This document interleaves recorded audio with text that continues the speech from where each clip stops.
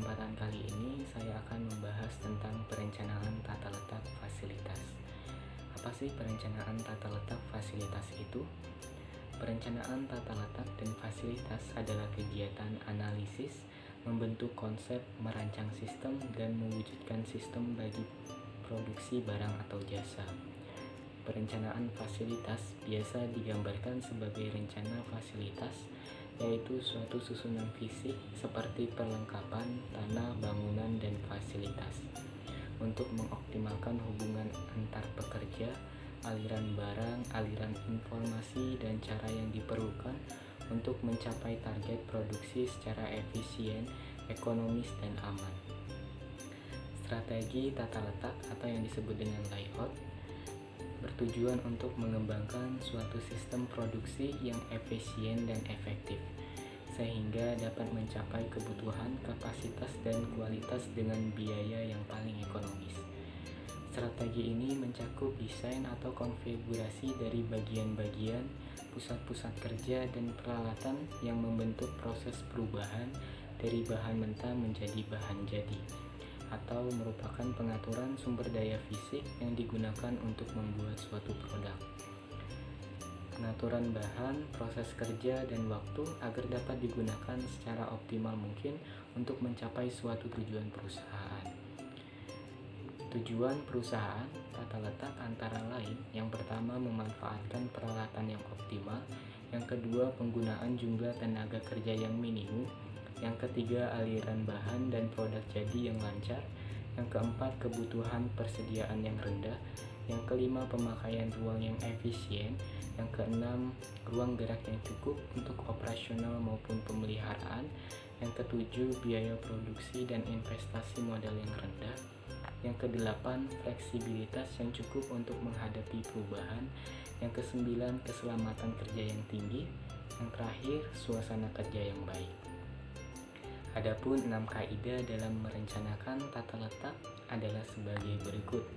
Yang pertama, menempatkan pusat-pusat berdekatan, kurangi kebiasaan menempatkan barang sementara. Yang kedua, buat tanda pada lantai untuk menandai letak material dan tahap kerja. Yang ketiga, upayakan pengurangan dalam jumlah dan ukuran penyimpanan sementara. Yang keempat, otomatisasikan pengaturan material, handling sehingga dapat ditentukan pola pemakaian yang tepat dan siklus pengiriman yang baik. Yang kelima, pemakaian mesin kecil yang banyak jauh lebih baik dari mesin besar yang sedikit. Yang keenam, bila mungkin tempatkan robot-robot khususnya untuk pekerjaan yang berulang-ulang. Baik, sekian penyampaian dari saya, dilanjutkan nantinya oleh rekan saya. Terima kasih. Assalamualaikum warahmatullahi wabarakatuh. Perkenalkan, nama saya Ani Rohani dari kelompok 1. Pada kali ini, saya akan melanjutkan membahas mengenai jenis tata letak. Ada 3 jenis tata letak. Yang pertama, tata letak proses. Yang kedua, tata letak produk. Dan yang ketiga, tata letak posisi tetap. Nah, kali ini saya akan membahas mengenai apa sih tata letak proses itu. Tata letak proses adalah penyusunan tata letak di mana alat yang sejenis atau yang mempunyai fungsi yang sama ditempatkan pada bagian yang sama. Contoh, pergudangan, rumah sakit, universitas, dan perkantoran. Nah, dari tata letak proses tersendiri mempunyai keuntungan dan kelebihan. Apa sih keuntungan dan kelebihannya itu? Yang pertama, keuntungan dari tata letak proses adalah 1.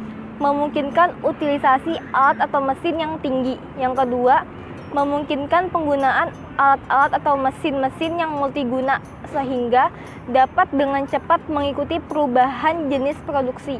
Yang ketiga, memperkecil terhentinya produksi yang diakibatkan oleh kerusakan mesin. Yang keempat, sangat fleksibel dalam mengalokasikan personil dan peralatan. Yang kelima, investasi yang rendah karena dapat mengurangi duplikasi peralatan. Selanjutnya, kelemahan dari tata letak proses antara lain yang pertama, peningkatan kebutuhan penanganan bahan. Yang kedua, pengawasan produksi lebih sulit. Yang ketiga, meningkatnya persediaan barang dalam proses. Yang keempat, total waktu produksi per unit yang lebih lama. Yang kelima, memerlukan skill yang lebih tinggi. Yang keenam, pekerjaan routing, penjadwalan, dan akunting biaya yang lebih sulit. Sekian dari penjelasan dari saya. Selanjutnya akan dibahas oleh rekan saya. Kurang lebihnya mohon maaf. Terima kasih. Baik, saya Dorothea. Saya akan melanjutkan bagian kedua tentang tata letak produk. Tata letak produk dipilih apabila proses produksinya telah distandarisasikan dan berproduksi dalam jumlah yang besar. Keuntungan menerapkan tata letak produk antara lain: yang pertama, aliran material simpel dan langsung; yang kedua, persediaan barang dalam proses rendah; yang ketiga, total waktu produksi per unit rendah; yang keempat, tidak memerlukan skill tenaga kerja yang tinggi; yang kelima, kebutuhan material handling yang rendah; yang keenam, dapat menggunakan mesin khusus dan otomatis; yang ketujuh, dapat menggunakan bahan berjalan karena aliran material sudah tertentu; yang kedelapan, kebutuhan material dapat diperkirakan dan dijadwalkan dengan mudah. Sedangkan untuk kelemahan tata letak produk antara lain: yang pertama, kerusakan pada sebuah mesin dapat mengakibatkan semua produksi berhenti; yang kedua, perubahan desain produk dapat mengakibatkan tidak efektifnya tata letak yang bersangkutan; yang ketiga, apabila terdapat bottleneck dapat mempengaruhi proses keseluruhannya; yang keempat, karena sifat pekerjaannya yang monoton dapat mengakibatkan kebosanan. Terima kasih. Assalamualaikum warahmatullahi wabarakatuh. Perkenalkan, nama saya Mercy Widastuti. Saya dari kelas S1 Akuntansi. Dan di sini saya akan membahas tentang tata letak posisi tetap. Apa sih tata letak posisi tetap itu?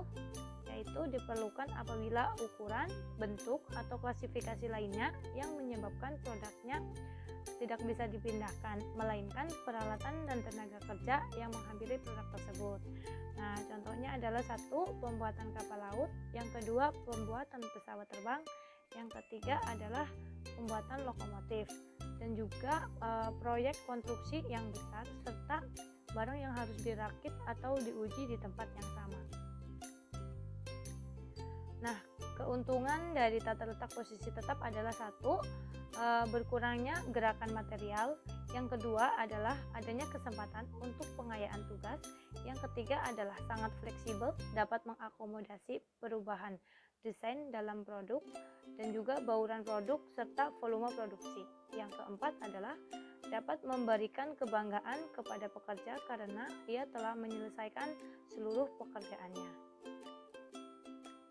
Selain keuntungan dari tata letak posisi tetap, tentunya ada kekurangan, yaitu satu, gerakan personil dan peralatan yang cukup tinggi; yang kedua adalah dapat terjadi duplikasi mesin atau duplikasi peralatan lainnya; dan yang ketiga adalah memerlukan tenaga kerja yang berkemampuan tinggi; yang keempat adalah memerlukan ruang yang besar dan juga barang dalam proses yang tinggi.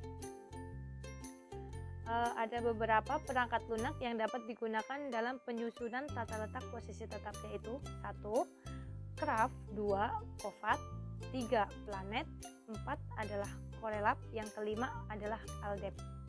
Assalamualaikum warahmatullahi wabarakatuh. Perkenalkan, nama saya Fatila Sidratul Ihsan Iskandar. Saya dari kelompok 1. Di sini saya akan melanjutkan materi tentang layout. Layout dalam organisasi jasa.